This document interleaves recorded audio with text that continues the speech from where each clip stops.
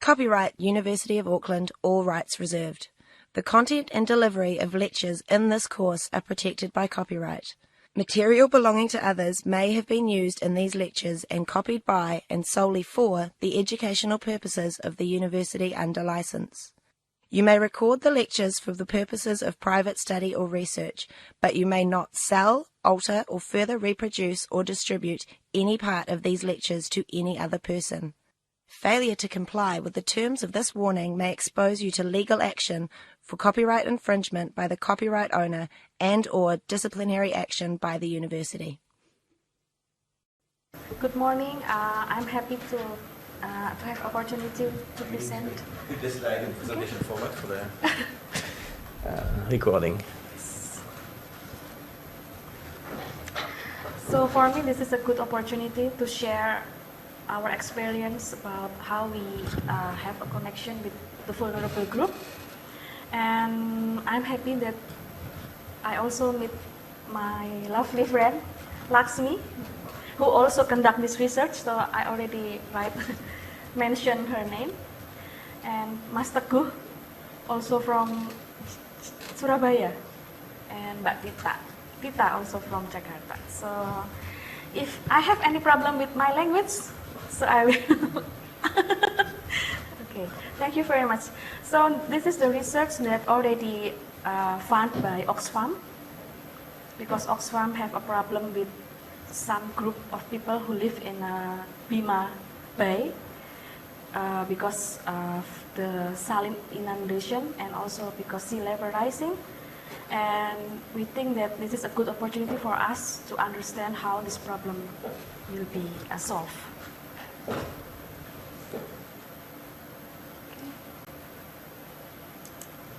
Okay. This is my presentation outline, background, research objectives, methods, research location, result, and conclusion and recommendation as like usual.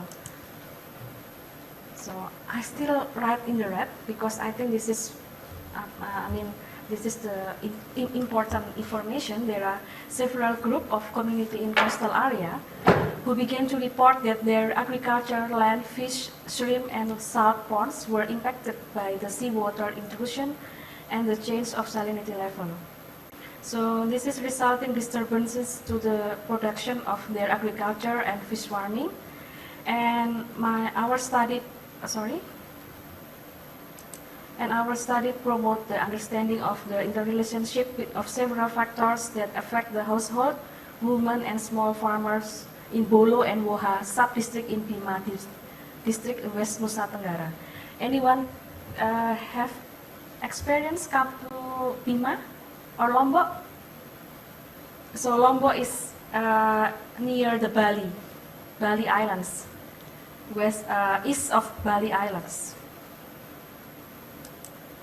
So our research objective, first, the study is conducted to improve knowledge on reciprocal relation between several factors that affect life of household, women, and small farmers living in two sub-districts, Bulu and Woha in Bima.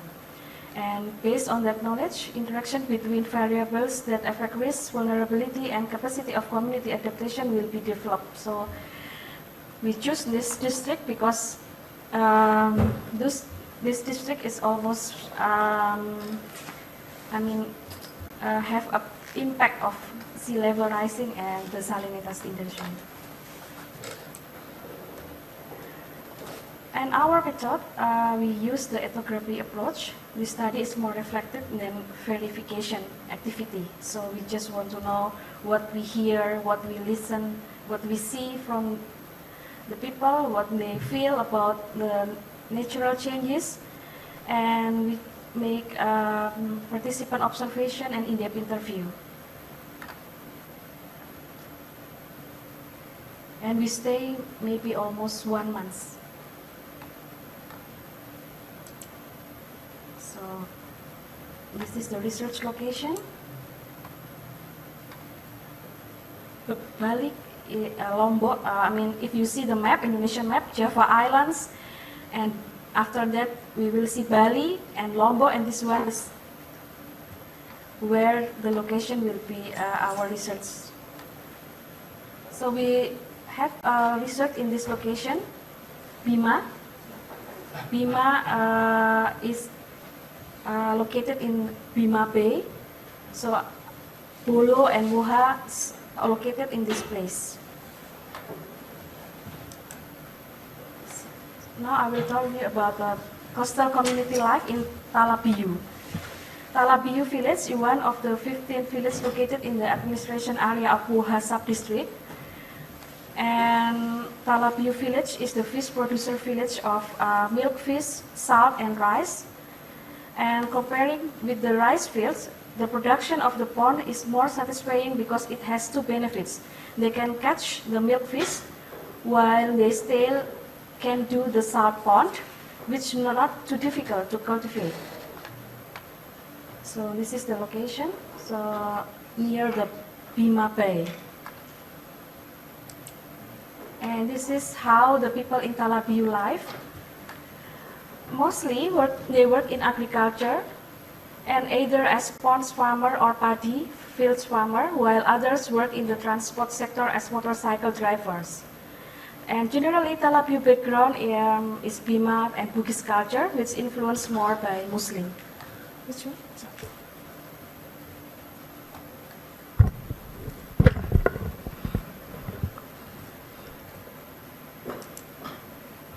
Now we look at the community in Indonesia.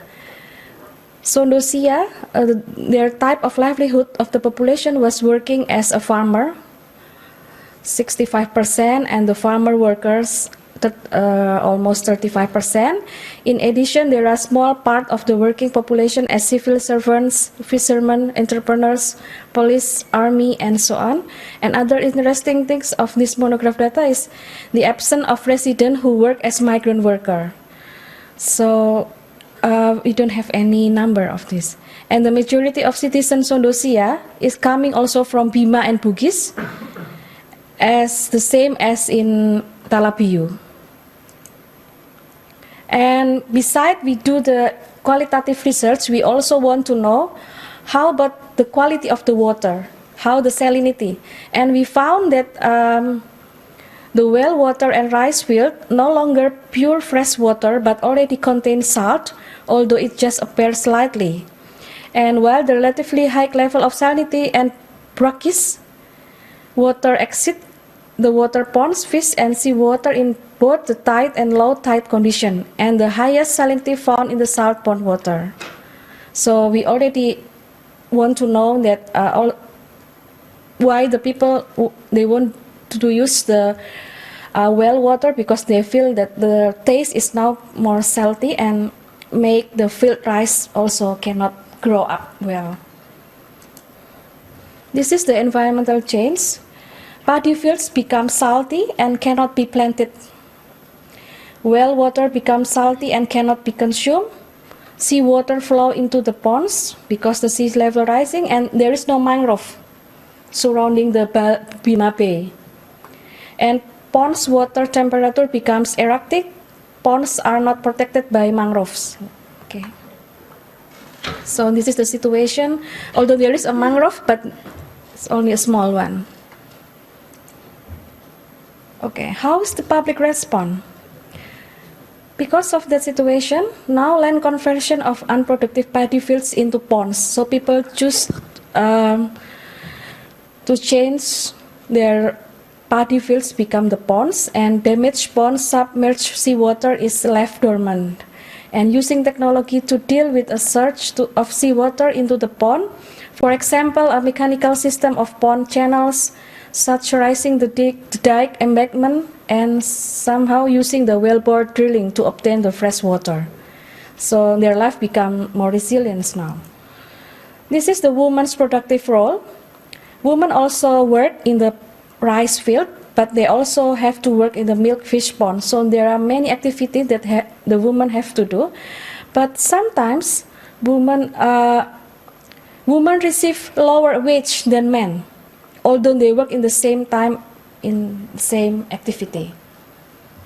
So that's the Indonesian problem, because they think that man is more powerful and men get higher wage than the woman.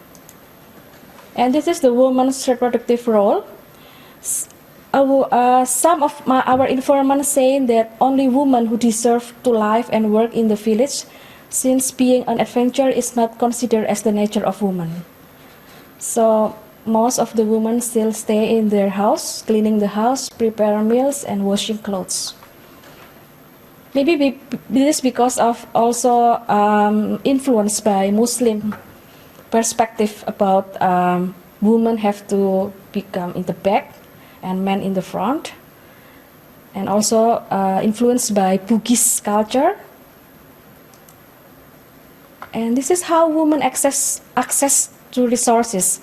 Women and men get different parts of the heritage. Paddy fields are for the women, while ponds are for the men. And women's access to wetland and pond is limited. So this is how the women access to the resources in Pima. And this is what we found, women's vulnerability.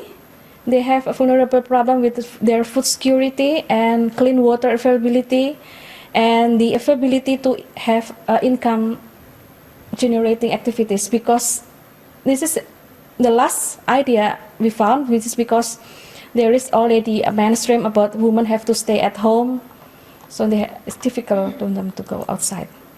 And this is our conclusion. First, the community life of Talabiu and Sondosia are highly dependent on environmental conditions or vulnerable to damage, especially the damage caused by the climate change and the degradation of environmental quality. And the second, life in Sondosia and Talabiu society is highly dependent on seasonal condition.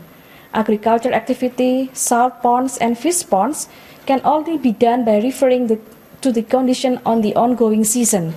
So they will go to the paddy field if the season is fine for the paddy, but like the wet season, they will go to the paddy field, and for the dry season, they will go to the salt pond. And the last, dependent situation on the market. So although their salt, and this is the example, although the salt is in the high quality, but if the buyer want the price is more lower, they cannot do anything. And we also found that if they try to looking for the other buyers, it also make the problem, because it already have close connection. And yeah, so and our recommendation, to see the dynamic changes that have taken place, it needs to be explored by more research and participatory research exercise with residents of local community as part of the mitigation of climate change risk reduction, and to reduce the vulnerability of women in the Gulf region. Milk would require additional knowledge for women in order to have the capacity to manage the farm and pond and on competitive basis. Additional knowledge, it means that the women have to be more welcome to other, skill, because now their activity is just surrounding their village. The differences between the natural and the social condition of Talabiu and Talabiu and Sondosia require intervention to address local needs. Okay, that's what we found. And is there any comment? So maybe we can develop this research more better than what we already found. Thank you very much.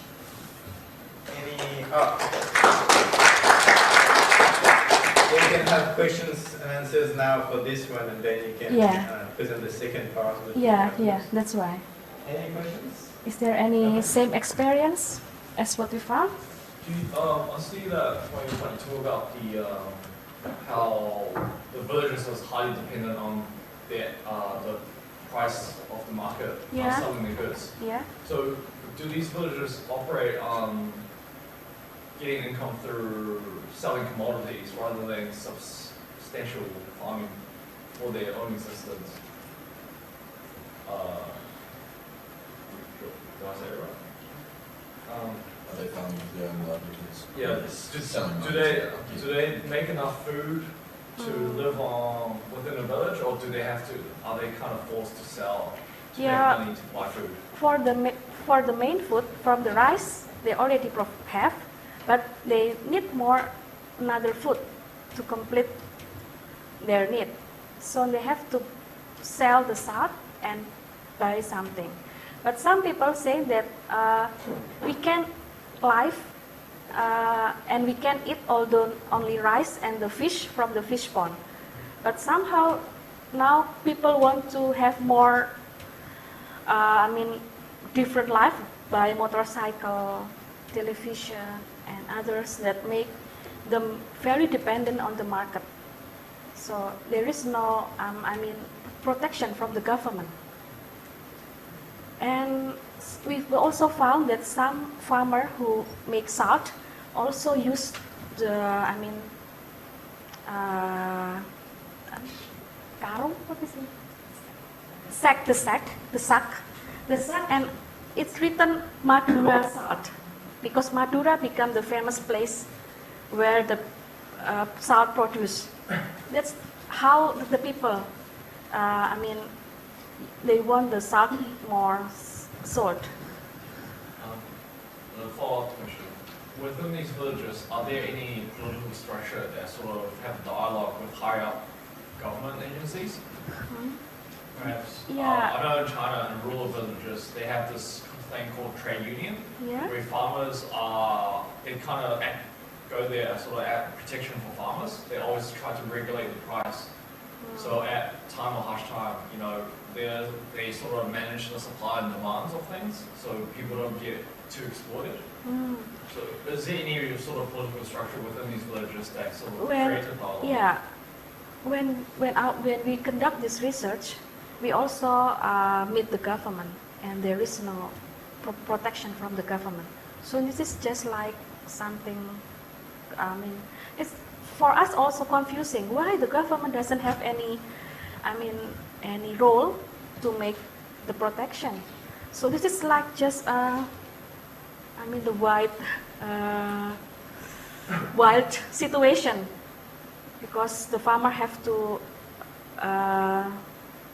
survive with their own way. Yeah, we already talked to the government, to the development agency Bapeda, and say about, hey, we found that now your farmers already put the salt in the bag, in the sack, and without any written as Bima salt, and they already write as Madura salt. So what's your opinion? Oh yeah? So they just think that this is it's common problem. So that's why. Yeah. That's why Oxfam want to do something for this matter. That's why Oxfam asked our center, because the government solution of saline inundation or sea level rising, they want to move the community in the fish pond to the uphill. That's why it's very problematic. I hope I can visit them again, this place again, and doing something.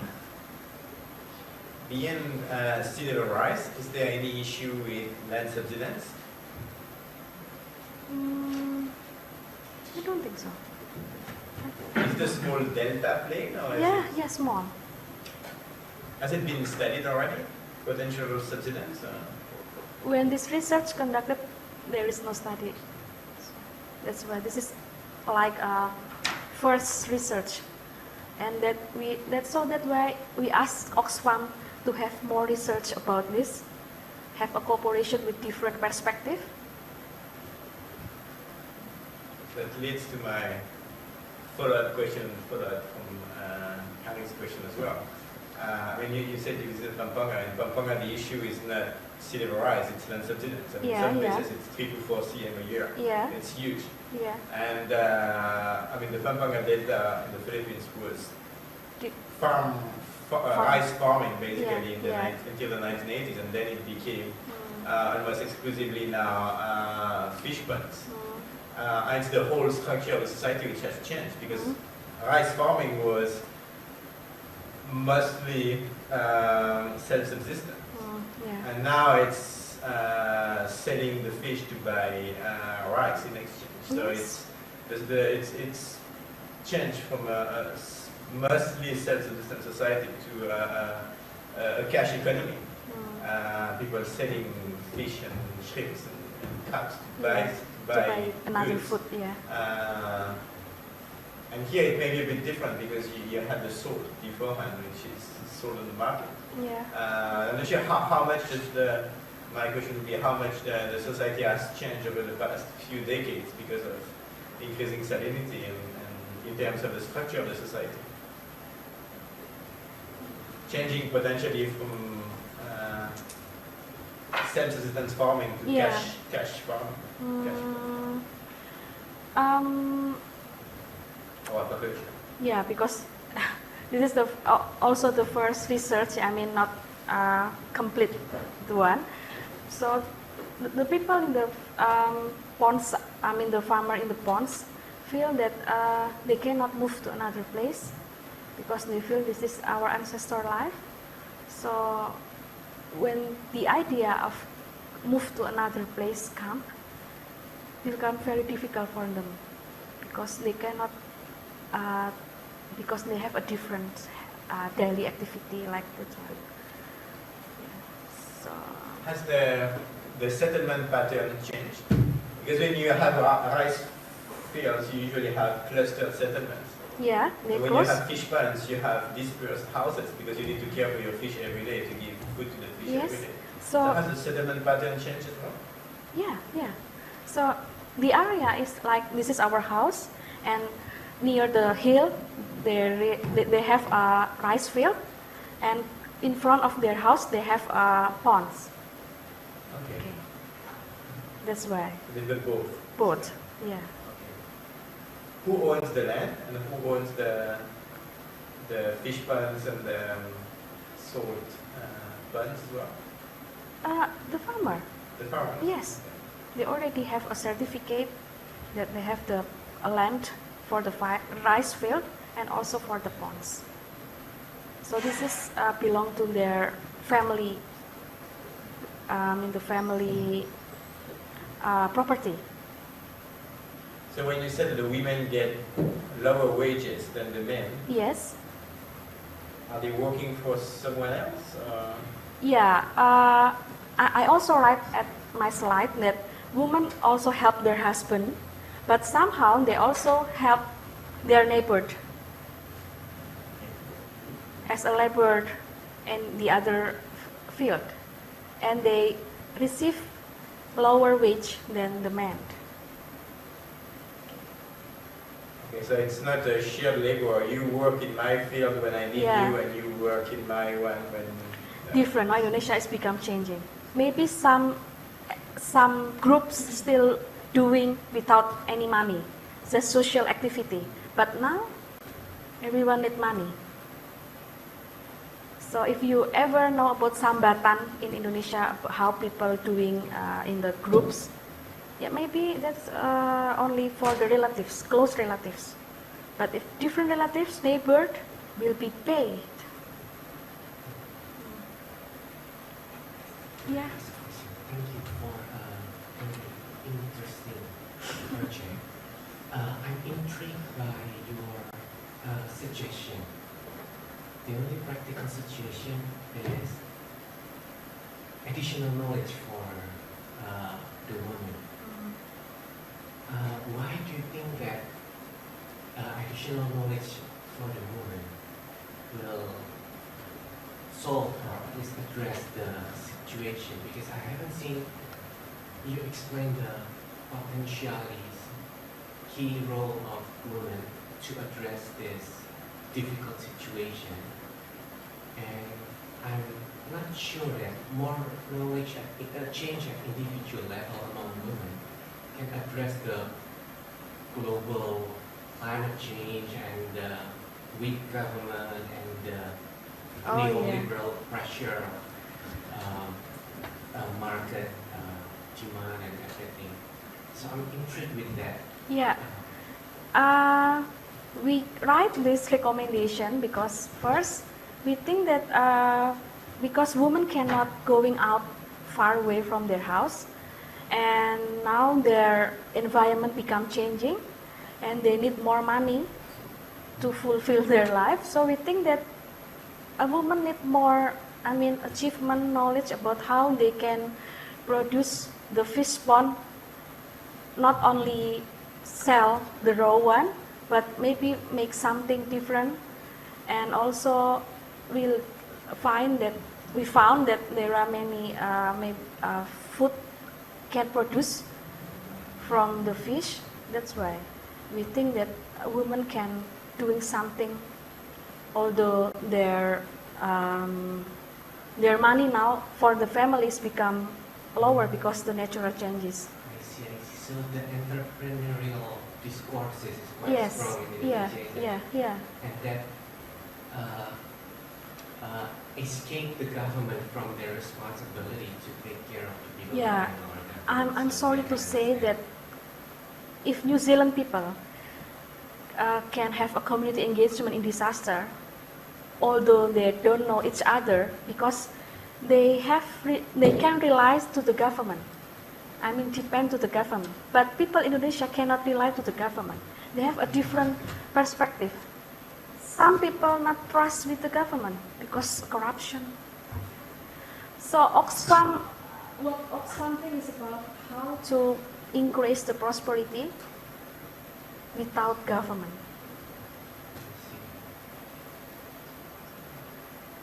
That's also what I learned from New Zealand for almost 2 weeks.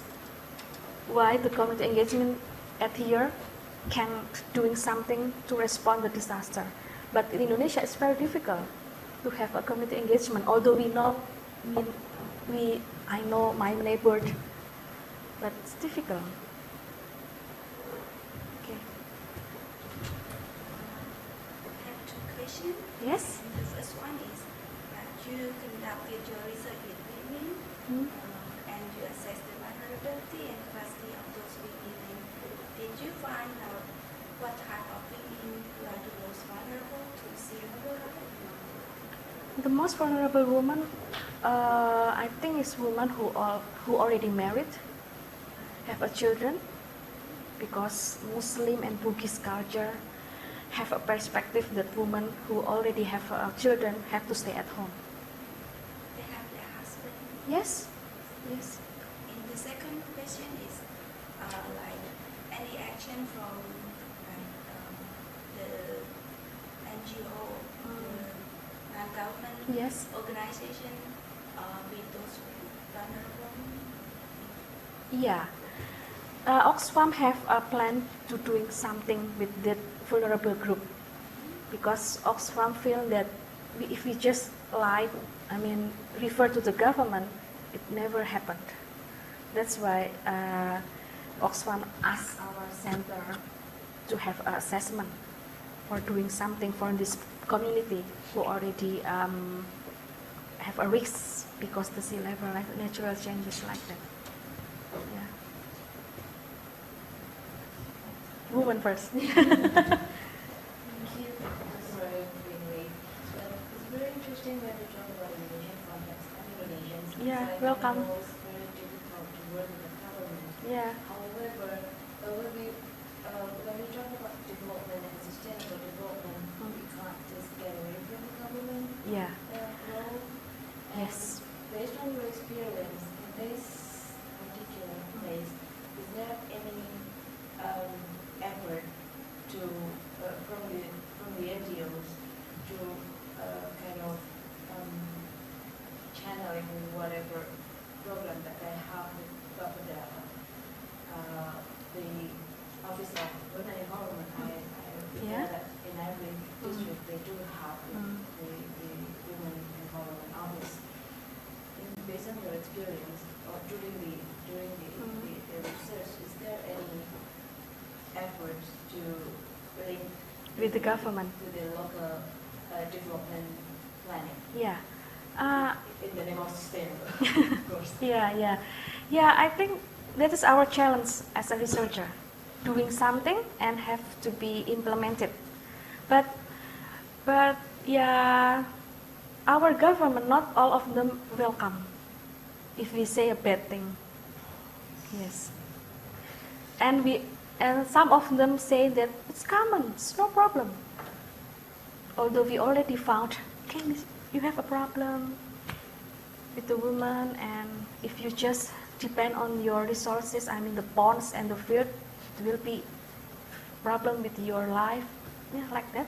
So after this research, we come to the Bapeda office and say something about our first assessment, and they just smile. Okay, thank you. And that's Oxfam continue this research with some program, because Oxfam think that we will have to do something, prove something, then the government will see that, okay, this works.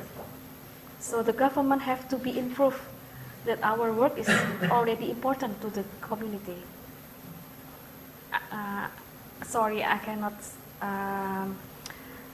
mention, how the Oxfam work with our research. So yeah, sometimes the NGO already asking us to doing research, and they don't give us feedback after our research what happened. Maybe if you have chance to ask Oxfam. That's very serious. So in mentioning of, I've noticed you said there's not really any migrant worker within this village. And do you see that shift because people are starting to more and more do fish farming in the ponds and then going away from rice field? Do you feel that kind of change within this village, is it driven by environmental change, or is it driven by a socio-economic and a cultural change?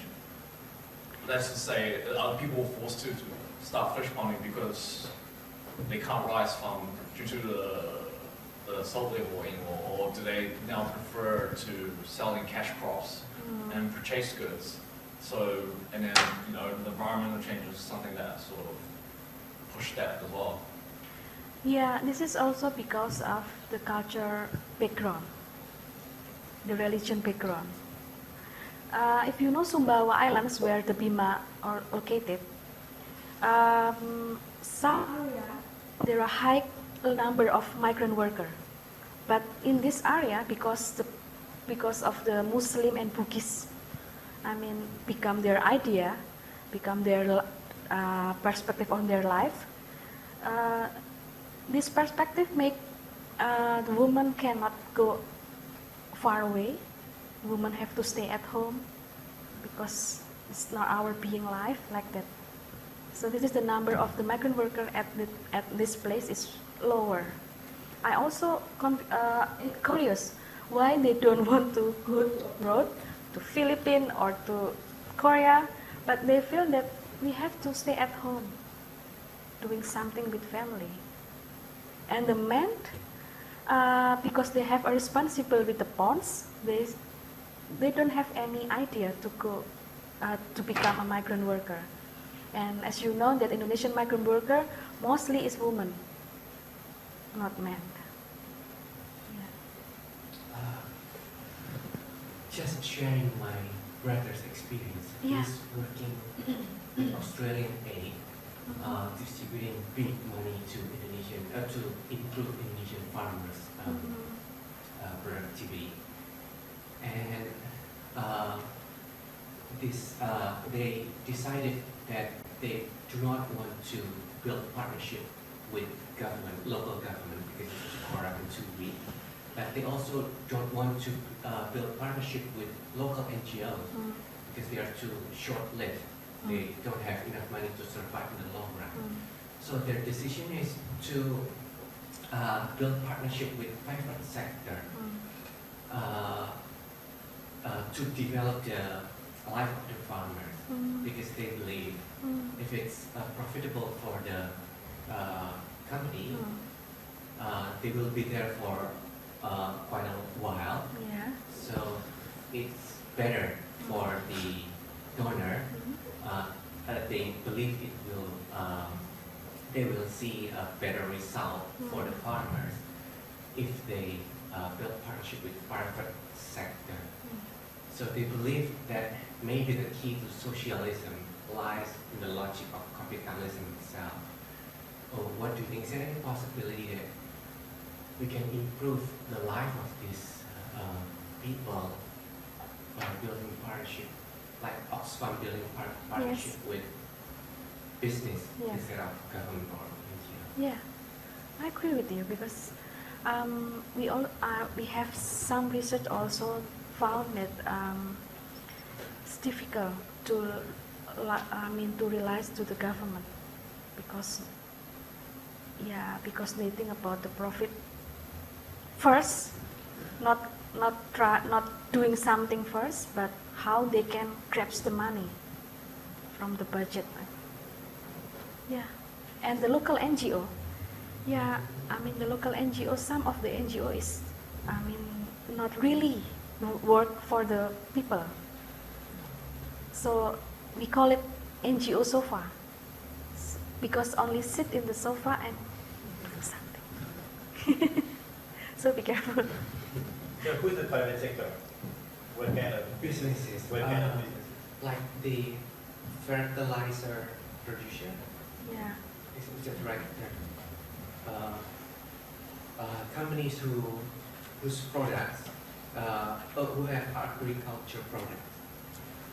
I don't know. So it could be fingerlings for the fish ponds, could be feeds for the fish ponds, could be those kind of things. Dealers. Fingerlings, the baby fish. Or the feeds, or the I don't know. Maybe I haven't thought about it. I just. So this is not a real private, I think. So this company, I think, also have a social motivation, doing something with the people. So they help, maybe they help to give the good quality of seed, maybe baby fish or something, and help the farmer to sell the fish with a good price. But I think it's not a real company. My brother believes have to be profitable. Oh yeah. For the company, totally purely business. Otherwise, it will be just short term. There's a good model of that in Central Java and Malawi, isn't there? There's a business consortium which has got government involvement in it, but they've done just that. They've set up businesses, the agricultural businesses have gone in with their seeds and what have you, in a win-win kind of situation where they're still making money because they've got the farmers to trial some sort of different seeds in slightly different locations as a way of encouraging livelihoods, but away from some disaster areas around the island. So I don't know if you know anything more about that. Yeah. I forget the name. UNDP? And that set up in Central Java. But the company, I forget. It's a I provincial think. government arrangement. Trying to get the private sector involved. But we've been trying to get private sector engagement with the local government around the disaster risk reduction space, and it's proven to be really hard. Just because private sector don't have very good relationships. The relationships are very weakly established. They don't see them as potential partners. They don't see why private sector might want to be involved, even from a social or corporate responsibility perspective. We're saying, they say they don't have any money and they can't get it from the government, they haven't got much money, and they're relying on donors. So we'll go look at the private sector and they try and work the way. So we're trying to sort of explore that avenue and try and get some of those things going and trying to find some partners. So some of the pushback we've had in some of the areas we've been working in is that a lot of the big industry that have some money are often mining companies, and some of the local Bapara or BBBD organisations see a bit of a conflict with trying to get money from mining companies to put into disaster risk reduction or environmental initiatives when it's kind of like bad money, as we see as the I don't think it seems a very good signal. It's kind of like Donald Trump and beauty pageants, because the Miss America, they claim to be the largest scholarship provider for women in America, which is actually true, but it is kind of what they do is kind of totally unrelated to scholarships.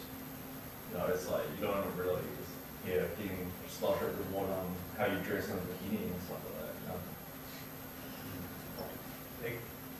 that. Just moving just to quickly in another direction. You mentioned about addressing talking to women, quantitative data, qualitative data about women and their assessment and all of the vulnerabilities. Mm-hmm. Did you find the whole Muslim religion perspectives, ideologies, the way that the community works as a barrier as a researcher from getting information, or did you sort of use it as an advantage to have an insight in how women work as a woman, like an insider rather than an outsider? I think become barrier because the perspective of Muslim somehow has become their life. That's right. But some family now become changing after they get education more higher, and they already just try to adapt the situation and not refer anymore very strong to the Muslim beliefs. Yeah.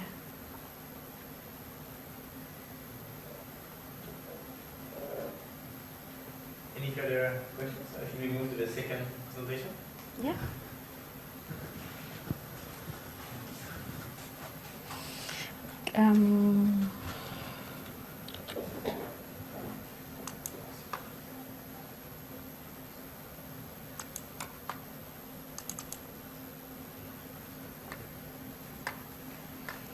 This is the second presentation.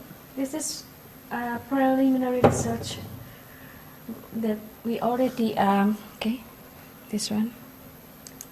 Okay. This is what I work with GNS for the START. START is the program for strengthening Indonesian resilience, reducing risk from disaster. And we work with 4 groups in Donggala, Mataram, Pesisir, Selatan, and Bengkulu. We want to know how the women contribute to the DRR. And let's try. So we have an idea that disaster always have a different impact. Different impacts for the different gender groups.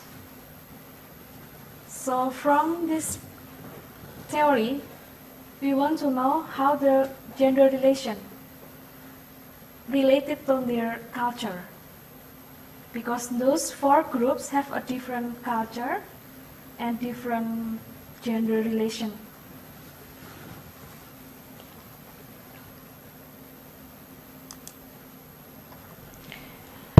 Okay.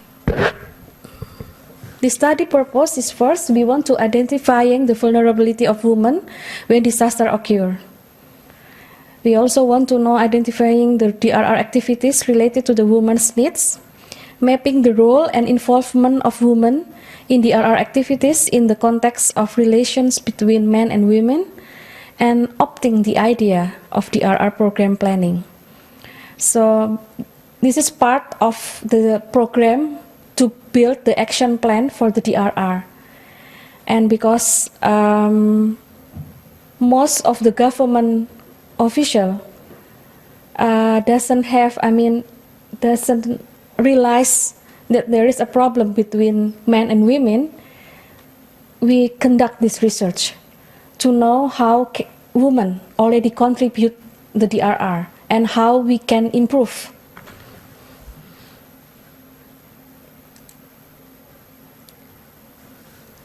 We use a qualitative approach, focus group discussion and interview. We invite the government, NGO, and also representative from those areas. And we doing this focus group discussion for maybe almost 3 hours. slowly try to asking question, and after that asking the other, because Indonesian people feel the same if they have a different opinion with the government, different opinion with the senior one, so takes time. So we have to be more patient to hear what their experience, what their perspective, their point of view. And I also make interview for some people that we found in the focus discussion is very interested to have a more interview, to gain the more information. This is what we do when we have a focus group discussion in Bengkulu.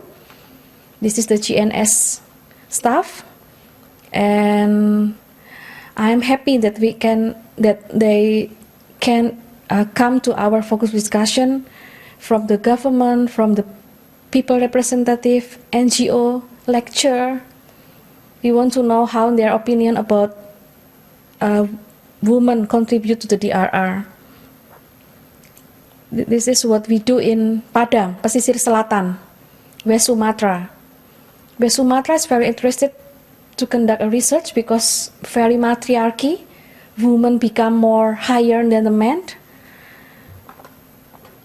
Okay, this is the local context. In Donggala, Mataram, Bengkulu, and Pesisir Selatan, they already knowing their hazard. Yes, ma'am, we understand that we have tsunami, earthquakes, floods. They already know then their hazard. But if we see the gender relation, we found that there are different relation between men and women. In Donggala, Mataram, and Bengkulu, they have the same patriarchy. And in Pesisir Selatan, as Minang tribe, women become more higher than a man. So I write this at here, patriarchy. So what we found, the vulnerability of women in times of disaster. Most of the groups say that disaster is considered as a form of power of God.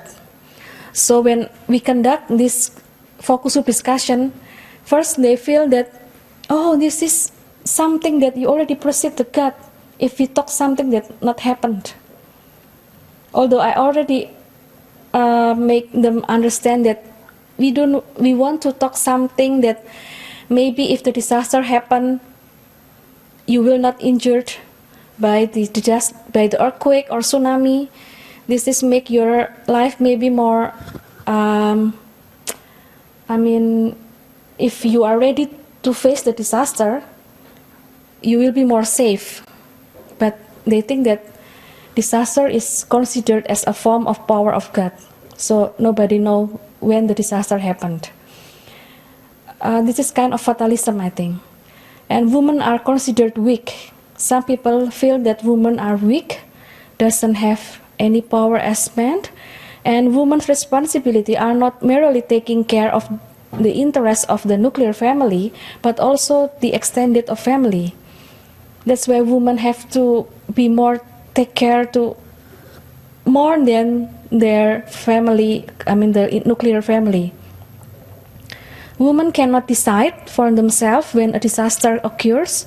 The men considered to be entitled to decide a family decision. Although some women say that we already understand when the tsunami happened, we have to go to another place. But because my husband asked me to look after my children and to watch our house property, so I cannot move anywhere. That's what we found in Bengkulu or another place. Only a small numbers of women who have knowledge about the hazard that occur in their area of their daily life. They live. Yeah, because talk about disaster actually only refer to the information from the mass media. If I ask about, is there any disaster topic in your women activity? In Indonesia, we have a women activity every month. No, we don't talk about disaster.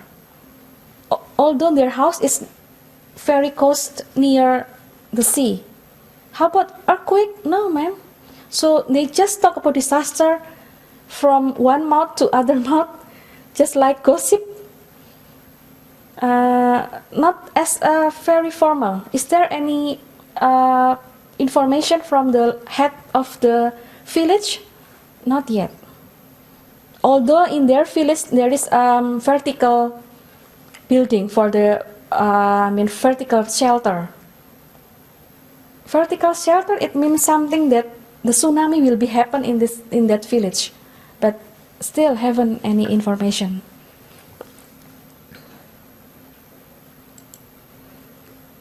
And this is what we found, DRR activities related to the woman's interests. The benefit of DRR concept is not understood yet. Women are more familiar of response activities. So they think DRR is something that, for what? Because disaster is not already happened. So they think about more response activities. Discussing DRR is considered preceding the power of God. That's what I said before. Women receive DRR activities generally in the term of socialization activity. And less DRR activities focusing on women on any activities, particularly capacity building. So they only invite women as logistic staff, cooking, provide the food, not doing something with like a man contribute for the DRR. Disaster information are obtained through the mass media and the conversation among them. So this is what happened in Indonesia. The disaster information is not as clear as what we have in maybe university, office. Yes? Elaboration, if you wouldn't mind, around what you mean by socialisation activity. Is that just a one-way communication about? Yeah, only one way. Yeah, socialization, yeah. To clarify what it actually is. Yeah. So only, yeah, sorry, yeah, I think I have to change. Yeah. So you mean so it's a one-way? Yes, only one way. Here's some information. Yeah. Dissemination may be the best word to say. Thank you. And this is what women's role in DRR activities. In general, women involvement in the DRR activities such as disaster resilient village or village disaster preparedness, but still on the provision of logistic aspect. In Bengkulu, Donggala, and Mataram, women play an active role in the village disaster preparedness, but these women have a chance to take active role because they have a high position in that community, like the son of the higher man, I think, not the common woman. And also in Pesisir Selatan, women are more involved in planning evacuation training. So this is a good news that now in Pesisir Selatan, women are already invited to join the planning, to make planning for the evacuation training. But in the other place like Bengkulu, Donggala, in Mataram, although they play the active role, they don't join the planning meeting. So they just follow what already decided in the meeting. This is the idea for DRR program planning. First, we increase the participation of women in DRR activities and gender mainstreaming in designing DRR program, budget allocation for women's role in DRR, alternatives regular program, women's participation like dissemination and training on DRR. So more active information about DRR and skill on livelihood diversification. Because we think that now we need to improve, give something for the community, alternative livelihood. People who live in the coastal is very dependent to the fish. Then we think about other livelihood. If the disaster happen, they can still live. Like in Lombok, NGO give a program about make a food from seaweed and I think it also make handicraft for something that already provide in their village. So that's all. Because this is still in the beginning of the research process. So please, any feedback or suggestion are welcome. Thank you.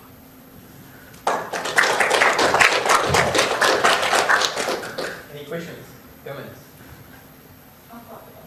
Oh yeah, please. Quite interesting. Just something which has struck me is a very interesting way in which the men make decisions on behalf of the women. Yeah. And you did say at some point the women know where to go and when to go. Probably they know the hazard, they know there's an hazard. Yes. So probably, But because their husband. but they have to wait for instructions, Yes. kind of thing. Yes. Where are the men at that time? Don't they organize the family and move together, or they have to go somewhere else? Yeah.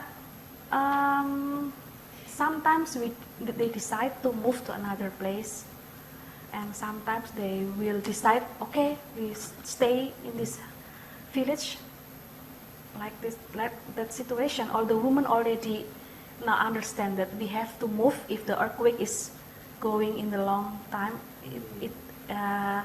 The tsunami will come. I mean, like the disaster alarm that if you have earthquake more than 5 minutes, it means something will be happened. But because the husband feel that we have a cow, we have anything that, so I think we have to stay like that. So the important is we have to have a key person in that village that already influence knowledge about how the disaster will be happen, how the risk. So our problem is make the men more welcome to any information, although it come from the wife, from the woman. Like in Minang is a matriarchy, women more higher than the men. But from our discussion, they also put the decision to the men. Women only have a power for the property, but for the decision how they live, men become the first one. Yes, Esti, Nisha? I wonder if you wouldn't mind making some comment on prison. So Esti presented this preliminary research to a group of fellow Indonesians that we had last week. So we had a mixture of central government, so we had the Director of Disaster Risk Reduction for BNPB, the ministry. We had a director from Bapanas, also Ministry for Villages and Migration, as well as local government officials in those 4 districts, from BPPD, Public Works, mixture of men and women, so we've got a mixture. And also we had local parliamentarians from Pesisir, Selatan and Donggala. And Esti presented this information to them, and there was quite a lively discussion afterwards. They refuse. They refuse our founding. They say like this one, Esti, there is no problem between men and women. I have a lot of students, women. This is the lecture from Bengkulu. So it means women now is already, have a chance to contribute. And the local government also say, there is no problem. But when I asking them, is there any activity that focus on the woman? No. There is no program. So they don't have any attention about women's problem or how to make women participate in the DRR, resilience village or something. They don't have. The picture you showed with the meeting, the focus group for the meeting, was quite interesting in terms of power relations, because you had all the women on the left. Yes. No, the previous one, I think. Okay. The one with GMS. Yeah. And most exclusively men on the right, Yeah. and then all the foreigners at the back. Yeah. in a position of, I would say, a position of power, because looking at everyone. So the picture itself, I mean, tells something. An interesting story. Yeah. In terms of power relation, who's the woman sitting on the right? This one? On the right. Sorry. There's one woman. One, Really? yeah. NGO. NGO. NGO. Yes. And the women on the left? This is from the community. Resilience Village. So power relations. Yes. Interesting. This is also because also Muslim people will sit woman with woman, man and man. I mean, there's one sitting on the right. Yeah. Which but you can see that the NGO woman feel more more comfortable, and she have self-confidence to sit near the man. I already arranged. Okay, please sir, sit this because I want to mix them. No, I just sit at here. Most of them actually are on the floor, or that was the only one. Yeah, in Mataram, I don't know. Yeah, Sitting on the floor. but women and women, man and man. Some of the women's groups, some of the women decided they were going to put it on their agenda of their.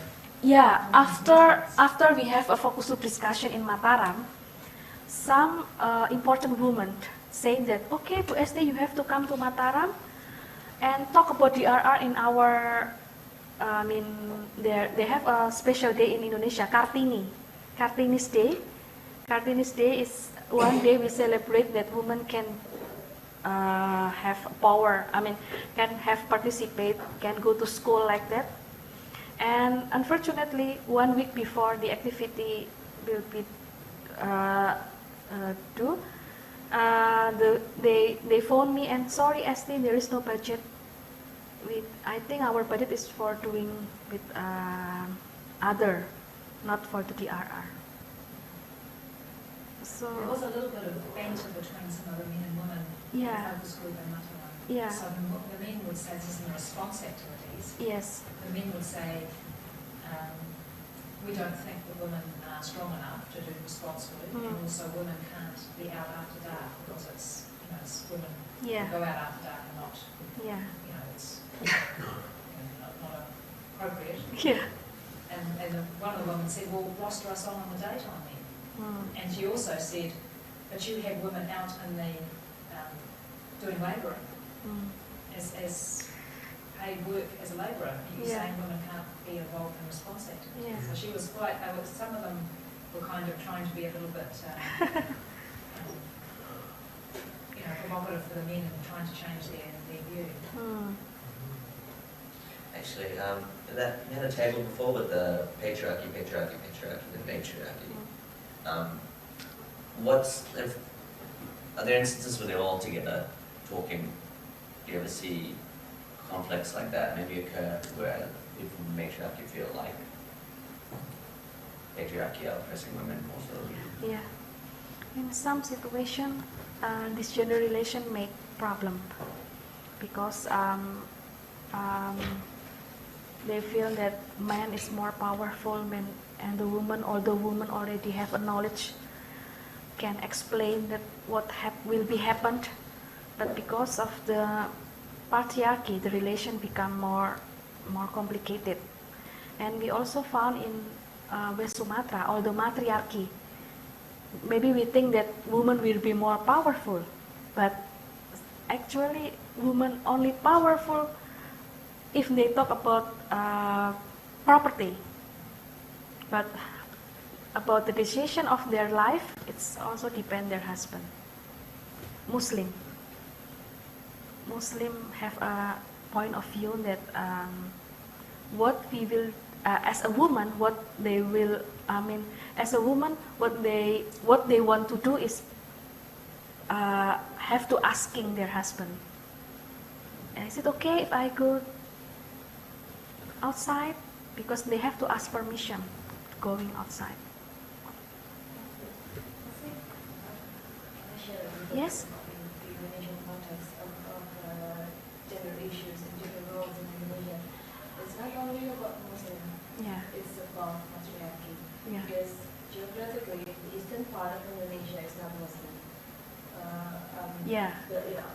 largest population in eastern part of Indonesia is Christians and Catholic, but still the gender norms are patriarchy. So, and the interpretations of the religion itself make it robust. Reinforces that. Yeah. So it's a combination between the patriarchy culture and also the interpretation of the religion. Yes. Which in some places like West Sumatra, Tita could say more about West Sumatra because she's half West Sumatra. And but yeah, that's what happened in Indonesia about the culture. And sadly, the government the government officials, those who are in the decision makers positions, is still influenced by those understanding about the gender norms and gender roles, and also the understanding what gender mainstreaming.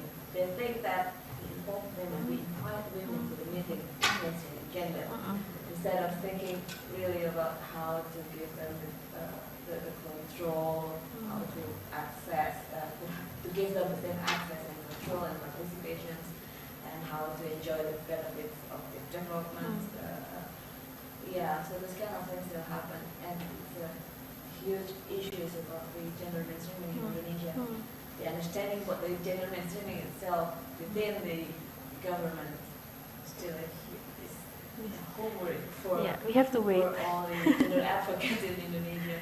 Although interestingly, it's in the 2007 disaster law. I mean, women and gender comes quite strongly compared to other laws, but in practice, it's just a beautiful document. So could you argue that that village that says matriarchy is actually patriarchy, but just less patriarchal than other patriarchies? If the men retains decisions, it's still For West Sumatra, it is matriarchy, just like what Ibu Esti said. Yeah. When it comes to the property, it's matriarchy. Yeah. But when it comes to the decision maker, you still have to rely on the uncles. Uncles. Yeah. All the uncles are those who make the decision for the family. Yes. Not the aunties. Aunties. Right? Yeah. Oh yeah. So we are lucky. We are the Indonesian woman, and we are lucky we can go outside. Left my house. So because of that, I'm going to ask a sensitive question. I guess I would never ask in front of these male government officials. Have you considered involving the warrior? Sorry? The warrior, the transgender. Oh yeah, not yet. Because if women are marginalized, warrior are even more. I think more. That's more. nothing compared to. Yes, I think more marginalized. But I mean, we've got experience from Merapi of warrior providing support in evacuation center, providing free haircut, for example, and free manicure, and they've been accepted. Initially, they were pushed away from the evacuation center, but ultimately accepted because they started providing free haircut and free manicure and valorizing their everyday kind of skills. And it helped in terms of bridging that kind of gap on the short term, obviously. Yes. Although usually you can't see them in evacuation centers with their height. Yeah, in special cases. But this is a large population. I mean, it's a large population, and they are suffering. In terms of gender, I mean, I always think in terms of gender beyond the male-female binary because it's very Western, and this type of society is not Western. So. We have to make another research now. It's very, and I'm asking because it's very Austronesian. I mean, in the Philippines, it's important to the Papa, in Samoa, here. It's all over the Austronesian world, and all over we see there's groups who identify themselves beyond the male-female binary. Being very useful and very active in DRR because they can swing from male to female tasks and doing everything in the household, in the community. And in terms of gender in an Austronesian society, too, it's an important component to consider. But I understand that Indonesia, which is the context where they are most probably the most marginalized, it's maybe a step too far to start off with because I mean, sensitive. Yeah. Very sensitive. Yeah. If we found waria in our, in our community, some people will asking, feel strange. So that's why some waria will difficult to join the meeting, and they will live like nobody know. Yeah. The only government office who acknowledge translate waria as the social department, and it's under Group? Prostitution? Entertainment? Group with social department. Okay. Yeah. So this is also Stigma. Stigma. Western Stigma. Yeah. stereotype. Stereotype. Problematize it. Hmm? They problematize that. It's labeled. Is it because they look at it from a sexuality perspective? Yes. It's I think. heteronormative. Yes. Yes.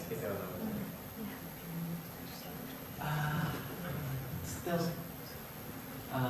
thinking about how those government officials, and they are not just low rank officials, they are high rank officials, and how this information enrage them. And I'm thinking, if these officials don't really, if your research don't really capture their heart, there's no way they will put money into this movement, isn't it? Yeah, but we are lucky. Not. In that when I have to present, the group is not only attending.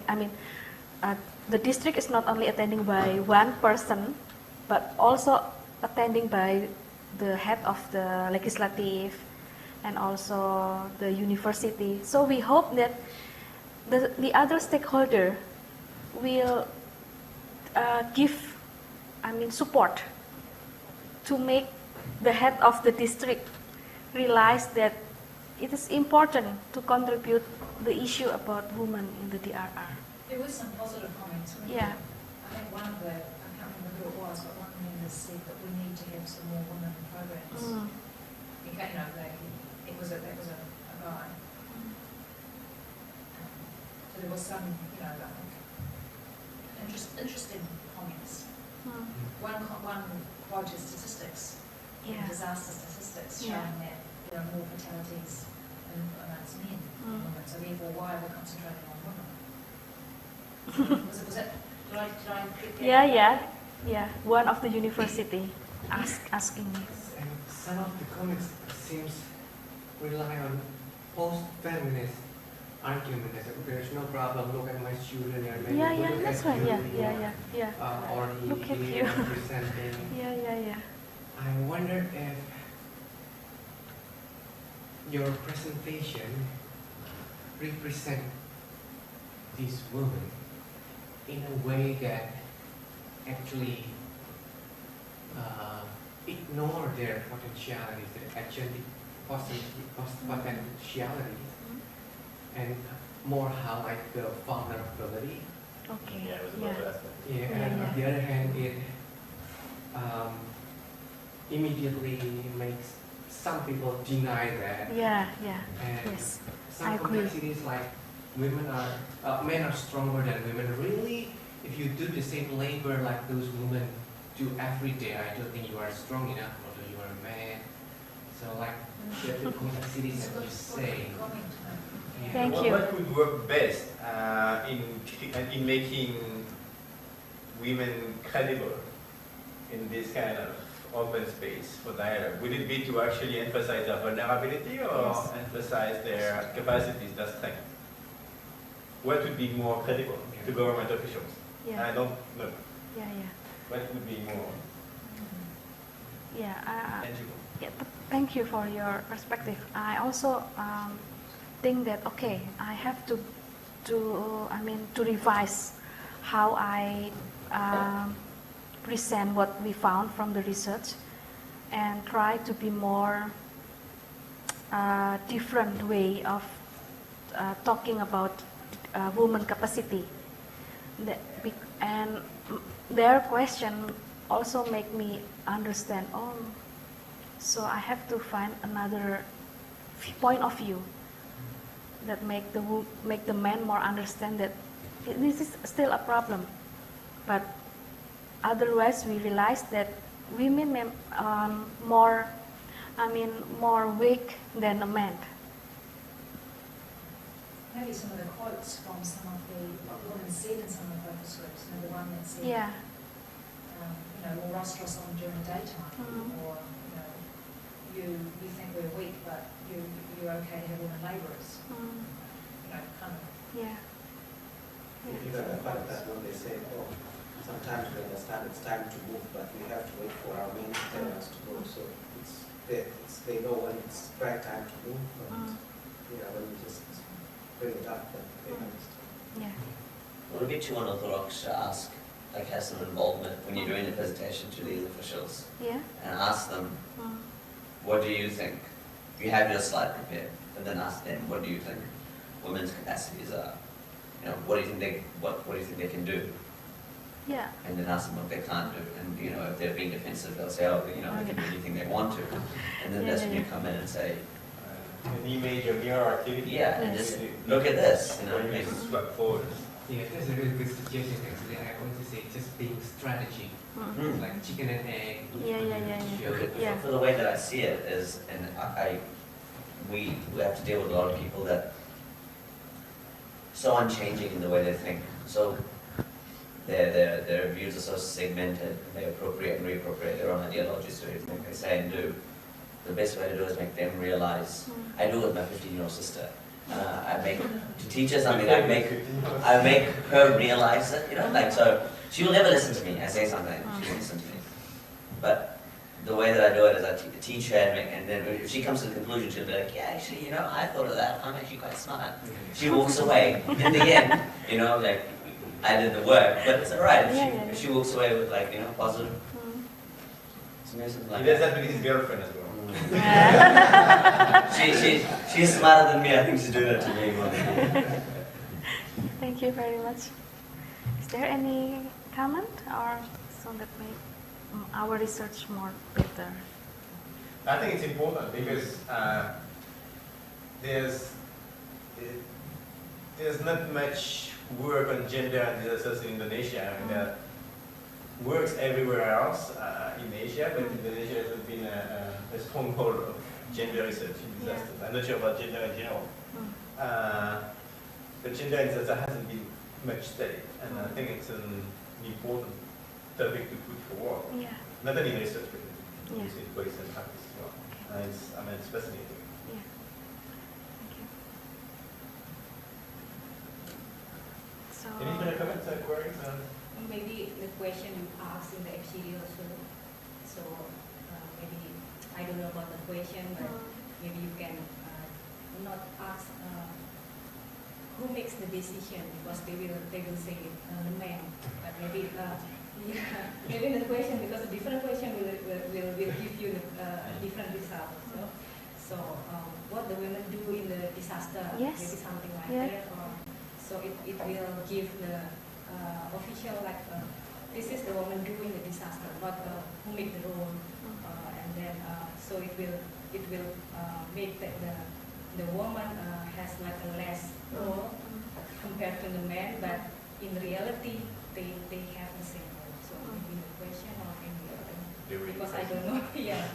If you ask them who make decision, they will say the man. But who wear the pants in the house is not always the man. But I would actually use that kind of setting as a starting point, as an asset, running an image activity where you would ask keep them separate. Ask the women, what do you think men's vulnerabilities and capacities actually are, and ask the men what women's vulnerabilities and capacities are, and then swap. And ask the men to read what the women has said about them, and vice versa, and then actually you realize that there are gaps in terms of how we think about ourselves and how we think about others. Yes. Just to create the reflection, but using that as an asset, the fact that it's split. Yeah. Okay. I think the Johari window Johari window would come in. And Johari window could work as well. Yeah. If you do that too, the participatory tools, Johari window could work. That's it. Yeah. I still have 4 districts, so I think I will change the strategy to see how the gaps between this man and woman. That's fascinating. Any good recommendation first? In that case, I suggest that we move upstairs because unfortunately we can't officially eat the break here. Yeah.